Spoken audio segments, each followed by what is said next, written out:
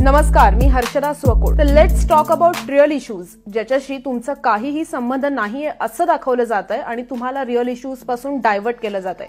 उद्या जर या नादात तुम्हाला पेट्रोल महाग घ्यायला लागलं, कर्ज काढण्याची ही परिस्थिती राहिली नाही, फोनची बिल्स बघून तुम्हाला चक्कर याची वेळ आली, लाईफ इन्शुरन्सचे पैसे ऍक्ट ऑफ गॉडच्या नावाखाली तुम्हाला मिळाले नाहीत आणि रेल्वेनं प्रवास करून उद्या एअरपोर्टवर जर तुम्ही पोहोचलात तर तुम्हाला पावलोपावली अतोनात पैसा ओतावा लागला, तर तुम्हाला हे लोक वाचवायला येणार नाहीयेत. आता मी तुम्हाला जे वाक्य ऐकवलं त्याच्या प्रत्येक शब्दामागे कोणती ना कोणतीतरी एक सरकारी कंपनी जोडलेली आहे किंवा जोडलेली होती किंवा जोडली जाऊ शकली असती. पण उसवलेल्या खिशांमध्ये पैसे टाकणारे आणि खाली पडलेले पैसे उचलणारे एकच असल्यामुळे खिसे उसवलेल्याला आता कोणतीही संस्था सांभाळणं हे डोईजड झालंय. कोरोनामुळे डाऊन झालेल्या इकॉनॉमीला सावरण्यासाठी पाहिजे पैसा आणि तो मिळवण्यासाठी सरकारसमोर ऑप्शन्स फार कमी असतात. एक म्हणजे प्रायव्हेटायझेशनचा असतो, म्हणजे त्या कंपनीतले सगळे अधिकार हे खासगी कंपनीला विकले जातात, सगळे स्टेक्स खासगी कंपनीला विकले जातात. दुसरा ऑप्शन असतो डिसइन्व्हेस्टमेंटचा, म्हणजे खासगी कंपनीमध्ये फक्त जो सरकारचा शेअर आहे तो काही प्रमाणातच सरकार विकतं, पण कंट्रोल सरकारचाच असतो. आता या व्हिडिओच्या पुढे पुढे तुम्हाला कळत जाईल की डिसइन्व्हेस्टमेंट आणि ऍक्च्युअली पूर्णपणे खासगीकरण करणं म्हणजे प्रायव्हेटायझेशन करणं याच्यात काय फरक आहे. कारण अनेक संस्था अशा आहेत देशातल्या ज्या डिसइन्व्हेस्टमेंटमध्ये जातात पण त्याच्यामध्ये मॅनेजरियल राईट्स मात्र सरकार विकणारे. या व्हिडिओच्या पुढे पुढे तुम्हाला कळेल, त्यामुळे मेक शुअर की तुम्ही हा व्हिडिओ शेवटपर्यंत बघाल. तर या दोन ऑप्शन बरोबरच तिसरा ऑप्शन असतो तो म्हणजे गव्हर्नमेंटकडे जे असेट्स असतील म्हणजे जी संपत्ती असेल ती गव्हर्नमेंट विकू शकतं किंवा टॅक्सेस वाढवू शकतं जेणेकरून सरकारकडे पैसा येईल. यातले जे पहिले दोन ऑप्शन्स मी तुम्हाला सांगितलेत, प्रायव्हेटायझेशन आणि डिसइन्व्हेस्टमेंट, याचा वापर करून आपल्या देशातल्या अनेक संस्था आणि अनेक गव्हर्नमेंट कंपनीज आता विकल्या जाणार आहेत. तर अगदी सोप्या भाषेत सांगायचं तर सरकारला इकॉनॉमी चालवण्यासाठी, देश चालवण्यासाठी पैसा हवा असतो आणि जीएसटी मधून जी अपेक्षित रक्कम आहे ती काही सरकारला मिळालेली नाहीये. त्यामुळे सरकारला आता इन्कम सोर्स मोठा हवाय, म्हणून आता नीती आयोगानं सरकारला 1,00,000 कोटी मिळवून देण्यासाठी एक प्लॅन तयार केलाय. नीती आयोगानं कंपन्यांची एक लिस्ट सरकारला दिली आणि त्यातल्या 23 कंपन्या विकण्याचं आता फायनल झालंय. सरकारी नोकरी म्हणजे आराम आणि उशिरा गेलं तरी चालतं आणि त्या उलट खासगी नोकरी म्हणजे कसं सगळं सुपर एफिशियंट आणि सुपर डिसिप्लिन असतं असा अनेकांचा समज असतो. सो तुमच्यापैकी अनेक जण असं म्हणतील की जर आपल्याला सुपर एफिशियंट सर्व्हिस देण्यासाठी प्रायव्हेटायझेशन होत असेल तर काय हरकत आहे. पण हॅलो, या कंपन्या विकण्याची गरज पैसा कमी पडतोय म्हणून तयार झाली. तुम्हाला किंवा मला सुपर एफिशियंट सर्व्हिसेस देण्याच्या भावनेतून नाही, हे आधी तुम्ही क्लिअर करा. आता तुम्ही असंही म्हणाल की ज्या कंपन्या नीट चालत नाहीयेत त्या प्रायव्हेट कंपनीला दिल्या तर त्या नीट चालतील तरी, मग काय हरकत आहे. हाच जर नियम असेल तर मग भारत पेट्रोलियम ही कंपनी प्रॉफिटमध्ये, मग तरी सुद्धा ती खासगी कंपनीला विकण्याची गरज काय असेल. तर या कंपनीमध्ये सरकारचा स्टेक हा साधारण 53% आहे आणि तो संपूर्ण स्टेक विकून म्हणजे डिसइन्व्हेस्टमेंट नाही तर पूर्णपणे तो स्टेक विकून साधारण 65 ते 70 हजार कोटी सरकारला मिळतील असं सरकारला वाटतंय. पण मुळात भारत पेट्रोलियम कंपनीची मार्केटमधली किंमत याहून सुद्धा जास्त आहे. तुम्हाला काय वाटतं या मुद्द्यावर हे मला कमेंट बॉक्समध्ये नक्की सांगा. बीएसएनएल गव्हर्नमेंट टेलिफोन सर्व्हिस आहे, एलआयसी ही गव्हर्नमेंट इन्शुरन्स सर्व्हिस आहे.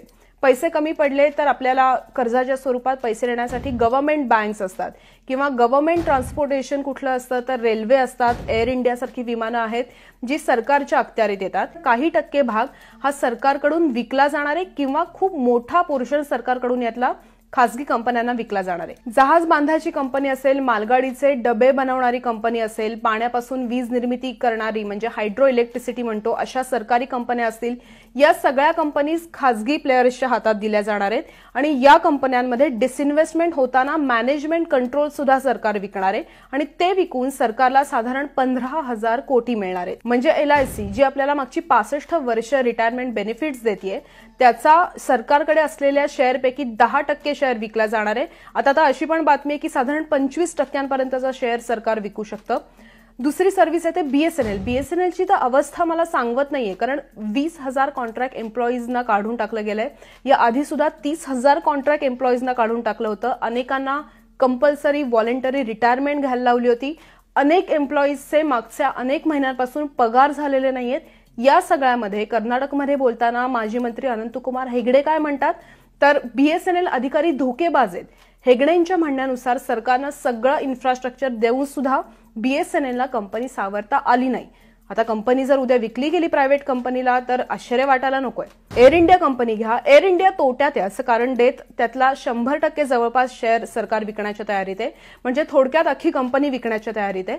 आता कंपनी लॉसमध्ये असल्याचं कारण दाखवलं जातं, पण याच कंपनीला आधी एकदा बेलआउट पॅकेज मिळालं होतं 30,000 कोटींचं आणि या बेलआउट पॅकेज नंतर मोदी सरकारच्याच काळात म्हणजे 2015-16चा जर तुम्ही काळ घेतला तर त्यामध्ये 105 कोटी रुपयांचा प्रॉफिट एअर इंडियाला झाला होता. मग जर ही कंपनी 2015-16 मध्ये प्रॉफिट दाखवते तर त्याच्यानंतर ही कंपनी घाटात कशी गेली? आणि आता वंदे भारत मिशनमध्ये तर एअर इंडिया कंपनीचीच विमानं आपण वापरतोय. वंदे भारत मिशनमध्ये तर काय प्रायव्हेट विमानं वापरत नाहीये. रेल्वेतल्या देशातल्या 109 ट्रॅक्सवर लेटेस्ट 151 रेल्वे या प्रायव्हेट कंपनीच्या असतील असा इंडियन रेल्वेचा सध्या विचार आहे. ही पॉलिसी आहे. म्हणजे बघा, रेल्वे ट्रॅक्स बांधणार सरकार, रेल्वे ट्रॅकच्या आजूबाजूला जे काही अनधिकृत बांधकाम आहे ते हटवण्याचे आदेश सुप्रीम कोर्टाकडून मिळणार सरकारला. ते बांधकाम हटवायचं सरकारनं आणि त्यावर रेल्वे धावणार खासगी. देशातले 7 एअरपोर्ट्स एकाच खासगी कंपनीकडे गेलेत. ते कसे गेलेत याची माहिती तुम्हाला मी वेगळं सांगायची गरज नाही. पब्लिक डोमेनमध्ये ही सगळी आकडेवारी आहे. बँकांचा विचार केला तर bank of Maharashtra, Punjab Sindh bank, UCO bank या बँकांचंही खासगीकरण पुढच्या काळात करण्यात येईल. नीती आयोगानं या बँका सरकारनं विकाव्यात असा सल्ला दिलाय. सरकारी बँकांची लोन्स थकवली जातात. याला आपण बँकांचा NPA म्हणतो, म्हणजे नॉन परफॉर्मिंग ॲसेट. एखाद्या बँकेचा NPA जास्त असतो याचा अर्थ असा असतो की त्या बँकेनी जे लोन दिलंय ते परतफेड त्याची झालेली नाहीये. म्हणजे सरकारी बँकांकडे हा NPA जास्त असतो, पण प्रायव्हेट बँकांकडे मात्र डिफॉल्टर्स एवढे नसतात आणि त्यांचा NPA जास्त नसतो असं एक आर्ग्युमेंट केलं जातं.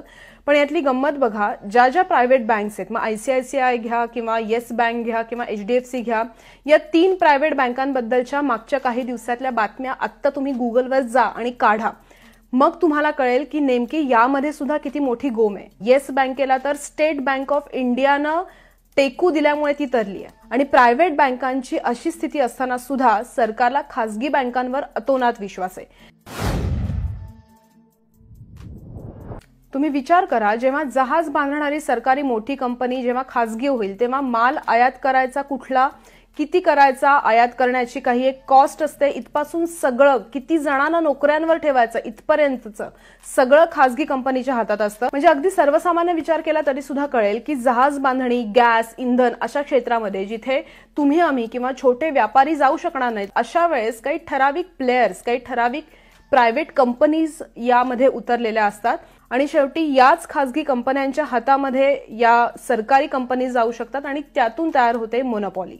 म्हणजे एका खासगी कंपनीच्या हातात बऱ्याच गोष्टी जायला लागतात. म्हणजे ती खासगी कंपनी कोळसा सुद्धा काढते, कोळसा वाहून देण्यासाठी रेल्वे सुद्धा त्याच खासगी कंपनीची, त्याच कंपनीचं बंदर, त्याच कंपनीकडे एअरपोर्ट, त्याच कंपनीकडे पेट्रोल पंप. एकाच कंपनीच्या हातात सगळे रिसोर्सेस येतात आणि मग त्या कंपनीकडून तुम्हाला जे काही प्रॉडक्ट किंवा सर्व्हिस मिळते त्याची किंमत ती प्रायव्हेट कंपनी ठरवते. ती जी काही किंमत असेल ती तुम्हाला झक मारत द्यायला लागते. तिथे तुम्हाला ती किंमत परवडतीये का नाही परवडते याचा विचार केलेला नसतो. आणि मुख्य म्हणजे कंपनीचा प्रॉफिट जोपर्यंत निघत नाही तोपर्यंत ही किंमत वाढू शकते. पब्लिक सेक्टर बँकांची ही अवस्था कोणी केली? याच नॅशनलाइज बँकांमधून मल्ल्या, नीरव मोदी सारख्या माणसांना लोन दिली गेली. ती लोन न फेडता ही माणसं देशाच्या बाहेर पळून जाऊ शकली आणि बँकांची परिस्थिती मात्र दिवसेंदिवस वाईट होत होती. भारतातल्या ज्या सार्वजनिक बँका आहेत त्यांचा NPA मागच्या काही वर्षांपासून किती आहे पाहायचंय? हा चार्ट बघा. 2015ला 2,79,000 कोटी NPA होता. 2017ला तो 6,84,000 कोटी झाला. 2018ला तो 8,95,000 कोटी झाला. आता सरकारचं असं म्हणणं आहे की 2018 नंतर आम्ही रिकॅपिटलायझेशन किंवा जे रिफॉर्म्स बँकिंग सेक्टरमध्ये केले त्यामुळे तो 2019ला 7 लाख कोटींपर्यंत खाली येऊ शकला. या आकडेवारीवरून हे दिसेल की नेमके पैसे बुडवतंय कोण, पळून कोण जाते देशाच्या बाहेर आणि शेवटी या सगळ्याचा ताण येतोय कोणावर? तर सरकारी बँकांवर. म्हणजे तुमच्या माझ्या टॅक्स पेयर्सच्या पैशातून उभ्या राहिलेल्या सरकारी बँकांवर. कुठलीही पायाभूत सेवा जेव्हा सरकारी मालकीची असते तेव्हाच ती प्रॉफिटच्या पलीकडे जाऊन काम करू शकते. फॉर एक्झाम्पल महाराष्ट्रातल्या एसटीचं उदाहरण घ्या. उद्या एसटी तोट्यात आहे म्हणून ती जर प्रायव्हेट कंपनीला विकली तर आता ग्रामीण भागातल्या अगदी छोट्यातल्या छोट्या गावापर्यंत एसटी पोहोचतीये. ती प्रायव्हेट कंपनीकडे गेल्यावर तितकीच पोहोचेल का? अगदी ज्या बेसिक पायाभूत सुविधा आहेत त्या जर खासगी कंपनीकडे गेल्या तर त्याची जी किंमत वाढू शकते ती किंमत देशातल्या गरीबातल्या गरीब माणसाला परवडेल याची जबाबदारी सरकार घेतं का? खासगी कंपनी ही सरकारला जबाबदार असते का? आन्सरेबल असते का? पूर्ण रिसोर्सेसची चेन ही खासगी कंपनीच्या हातात आल्यावर खासगी कंपनीप्रमाणे सरकारी पॉलिसीज बदलणार नाहीत असा विश्वास सरकार देणार आहे का? कामगार युनियन्स बद्दल कितीही निगेटिव्ह स्वर काढला तरी सुद्धा अशा युनियन्समुळे संघटित कामगारांना किमान काही गोष्टी त्यांच्या हक्काच्या मिळवून देण्यात त्याचा खूप मोठा वाटा असतो. पण खासगी क्षेत्रामध्ये युनियन्स मान्यच नाहीयेत. मग अशा वेळेला या कामगारांचे प्रश्न खरंच सोडवले जातील याची जबाबदारी सरकार घेईल का? माझा काही प्रायव्हेटायझेशनला पूर्ण विरोध आहे अशातला भाग नाहीये. जी पॉलिसी आपण अनेक वर्षांपूर्वी ऍक्सेप्ट केलेली आहे त्याचा प्रायव्हेटायझेशन हा एक भाग आहे आणि आता there is no turning back. प्रश्न एवढाच आहे की जेव्हा महत्वाचे आणि बेसिक रिसोर्सेस प्रायव्हेट प्लेयर्सच्या हातात जातात तेव्हा टर्म्स बदलतात आणि सरकारचा जो एक से असतो, जो एक पकड असते ती जर उद्या दोलायमान व्हायला लागली, ती जर उद्या डळमळीत व्हायला लागली तर लोकांनी कोणाकडे बघायचं एवढाच प्रश्न आहे. डिसइन्व्हेस्टमेंट करताना जर मॅनेजरियल राईट्स सुद्धा प्रायव्हेट प्लेयर्सच्या हातात जायला लागले तर मात्र सरकारची भूमिका त्याच्यामध्ये काय असेल हा प्रश्न आहे. सो जास्तीत जास्त लोकांपर्यंत हा व्हिडिओ शेअर करा, आवडला असेल तर लाईक करा आणि पटलं तर आपलं चॅनलही सबस्क्राईब जरूर करा. आता इथेच थांबते. धन्यवाद.